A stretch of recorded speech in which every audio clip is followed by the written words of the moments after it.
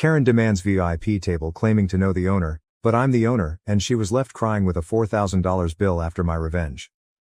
Karen storms into the restaurant, screaming that she knows the owner and that we must give her and her group of pals the VIP table reserved for celebrities. The trouble is, I own the restaurant and have no idea who this lady is. But I decided to play along and see what happened. During the dinner, one of the girls asked me whether I thought my life was meaningless because I worked as a waiter. That's when I realized all bets were out, and I was going to exact my retribution. This is what I did. This occurred around Christmas and New Year's. My grandparents emigrated to Canada from Italy in the 1970s and established a restaurant. When they died, my parents took over the restaurant, which they grew and enlarged throughout the decades. I've been working at the restaurant since I was 15. As my parents became older, they retired and became snowbirds, spending the winters in Florida. They sold the restaurant to me a few years ago, but they kept a tiny percentage of the stock as a supplementary source of income in addition to their savings. As soon as I took possession, I modernized the old place. I rebuilt the restaurant, altered the logo, and contacted local and national newspapers to place advertisements. I invited food critics, bloggers, and vloggers. It was slow at first, and I began to fear that the loan I took out to undertake all of this was the worst mistake I'd ever made, that I had ruined 3 generations of a family company. But soon, it began to work. A local semi-famous YouTuber included us in one of his videos, which prompted more people to visit and review us. Even on a Monday, we were quickly seeing 5 to 10 times the regular volume of activity. We became a destination for large events, and it was not uncommon for a celebrity to stop up on certain evenings. I even invited certain high-profile clients to visit and cook for our guests. This cost a fortune, so we were completely filled for the holidays. People had to make reservations in July to get a table in December. It took years to get to this point. When things become busy, I don't simply sit in the back office. I'm on the floor doing whatever needs to be done, whether it's greeting customers, bussing tables, or mopping the floors. On nights with high-profile guests or events, I wear a jacket and take charge. One night, 6 women walked in. 5 of them appeared to be in their early 20s, with the leader looking to be in her mid-20s.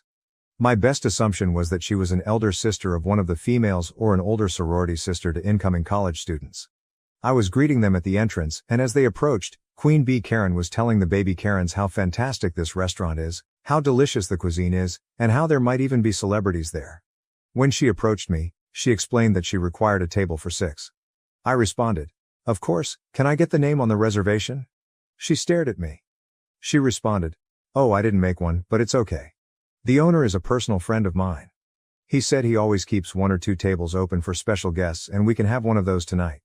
This is true for many high-profile restaurants, and I've been doing it recently as well. But I had no idea who this woman was, and she had never discussed any of this with me. I understood she was attempting to get in without a reservation, but she had chosen the worst person to try this with. I told her, "I am sorry, but we cannot seat anyone without a reservation. As you can see, we do not have any seats available." I didn't want to go all out and say, "I'm the owner, and we have never spoken before, so I never promised you anything." But I didn't want to embarrass her in front of the other girls she was with at the time. She then instructed one of the other girls to take a picture of me. She announced that she would speak with the owner and ensure that I was either scrubbing toilets or fired by the end of the week. The other girls behind her joined in, saying things like, "Yeah, kiss your minimum wage job goodbye." I wasn't sure if they were in on it with her or if they truly believed she knew the owner. Queen Bee Karen then said, "Look, you can either give us a table or I can make your life very difficult. This is not worth losing your job." She kept pointing, trying to belittle me, and then saying things like, "Obviously you aren't anyone here, because if you were, you would know who I am and never try to tell me anything other than yes or, of course." She was constantly attempting to put me down and take that table. At this time, it had been a hard day for me, and from my perspective, I had 3 options. Number 1, I could inform her that I am the owner and call her out on all of this. Number 2, I could simply hand her the table and let things go. Or, third, I could teach Queen Bee Karen and her minions a lesson. I selected option 3. I smiled at her and said, "Of course ma'am, please follow me." I handed her one of the 3 tables we leave free in case a celebrity walks in, which occurs occasionally. I told her, "I apologize for everything and you're right, it would be simpler just to give you the table." I also assured her that the first 3 rounds of drinks would be free. I seated them down and personally served them. As they sat, I told them, "We need one of your credit cards and IDs just to keep on file, and we'll return them to you before you leave." Queen Karen handed me her card and informed the baby Karen minions, "Tonight is on me?" I took their orders, gave them their free beverages, and informed them that due to how busy we were tonight, the meal may be delayed. The females only worried about the free drinks. They ordered 3 rounds and still hadn't received any food. They eventually called and asked me to check on it, all while giving me the worst attitude since they arrived. I told them I will look into it, but also asked if they wanted additional drinks. They ordered 2 more rounds. They were sloshed by the time the appetizers arrived, having done nothing but drink on an empty stomach for the majority of the night and just eating salads. As more food arrived, more beverages were ordered. What these girls didn't realize was that they were at our VIP table, which normally costs a few $1,000s to sit at, but I didn't charge them for it. Except for the first 3 rounds, I charged them for all of the extremely costly cocktails they had throughout the evening. Furthermore, the table they were sitting at, as previously stated, was VIP, thus the menus were different. Prices are not displayed on these menus. This is a restaurant industry trade secret. They also offered higher-end menu items such as white truffle, black caviar meals, and specially imported West Coast oysters, among others. At one point during the night, I honestly began to question what I was doing. I worried I was going too far with these poor girls, they might not know any better.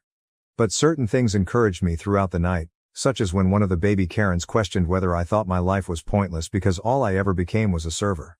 Also, one of the other staff told me that they were planning how to mess with me, believing that they could do so whenever they wanted and that I would always give them a table.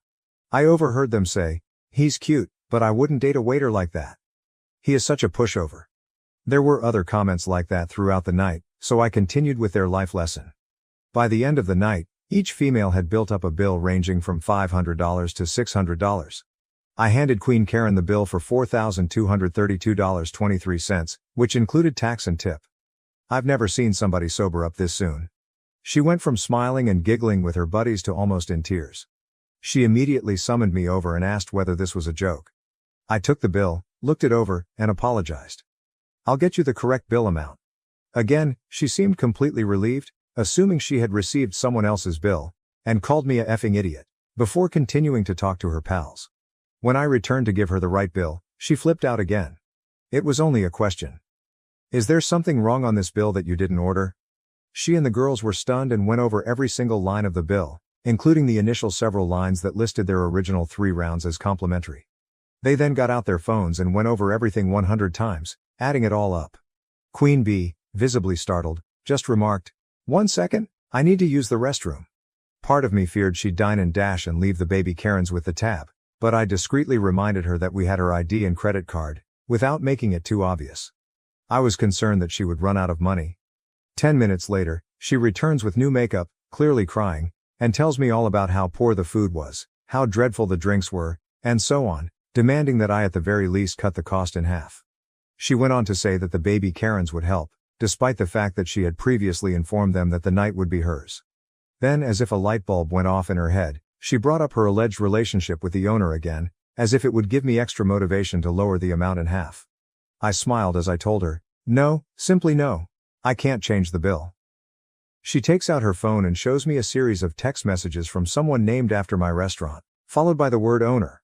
I instantly grasped what she had been doing in the bathroom, most likely changing one of the other Karen minions' contact names and erasing prior texts to establish this new script.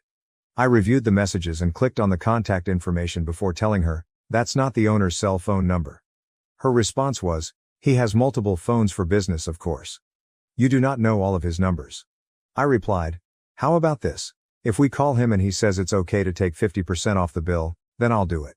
Her response was to begin ranting and screaming, which drew the attention of the few remaining patrons, and I knew it was time to finish this. I told her in a less conciliatory tone, "Cut the crap, little girl. You do not know the owner.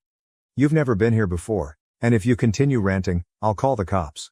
Her tone changed as she attempted to defend herself as best she could. My response to her lame retort was, "My grandfather established this restaurant. My family has been running this establishment for centuries. I've worked here for nearly my entire life. I am the sole owner of this restaurant, and I have never seen you, heard of you, or made any promises to a stranger I have never seen before tonight." The little Karens were frozen and had no idea how to react. Queen B was in tears. I added, "Now, I provided you the table you wanted, one of these particularly reserved tables for high-end clientele, which I did not charge you for, as well as 3 rounds of free drinks. If you do not pay your account, I will call the cops and give them your identification. Karen signed the bill in tears, and the tiny Karens reached into their wallets to hand her whatever cash they had, which was probably a couple $100, with the promise to repay her more.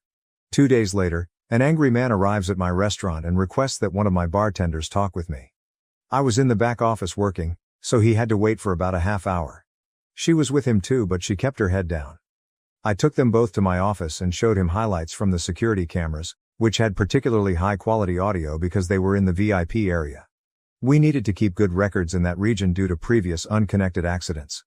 I showed him the majority of it, their remarks, orders, everything. When all was said and done, he rushed out with her, yelling at her the entire way. I have not seen or heard from any of them since, but the initial bill I gave them, which did not include the $120 oysters, is framed on my desk. As a side note, I did not lose as much money on the table in 3 rounds of drinks as you might expect. The table was intended to be empty anyway, so I didn't lose anything because I hadn't expected to gain anything in the first place. The cost of the meal and other drinks more than compensated for the loss in the first 3 rounds. So now that you know everything, am I the jerk? Probably the most astonishing thing about the Karens in this situation, aside from the money, trying to muscle their way into securing a seat and avoiding paying the bill, was their perspective on the world. That solitary statement concerning the OP's, original poster's, inadequacy as a waiter definitely stood out. It seems that OP was going to loosen up on his entire vengeance plan, but then one of the baby Karens asked him if he felt his life was meaningless because all he had become was a waitress. That has to be one of the most insanely entitled viewpoints we've ever seen on this channel. It may not be as exciting or insane as some of the other stories, but the fact that she actually sees the world in this way is simply sick. There is absolutely nothing wrong with having a job, regardless of the income. This occurs frequently with jobs such as janitors, and I despise it when individuals believe they are superior just because they do not work in those positions. There is nothing wrong with becoming a janitor. I don't understand that mindset, but in this situation, she not only feels that way, but she also wants to mock him for doing a difficult job, such as being a waiter. Or at least that's what she believes he's doing. One more thing. I'm happy this story ended on a somewhat gratifying note, with the father attempting to reverse the situation but becoming more enraged with his daughter than the restaurant owner. The only thing that scared me out was that the restaurant was recording audio of the folks sitting at that table. I would probably avoid going to a restaurant if I knew my talks were being recorded. Anyway, I'm glad it worked out for the OP, but please tell me how you would have handled the matter if it were your restaurant and these were your customers. Was the OP a jerk or not, and why? Thank you for watching. If you haven't subscribed yet, please do so and hit the notification bell to stay updated with more shocking real-life stories happening around you.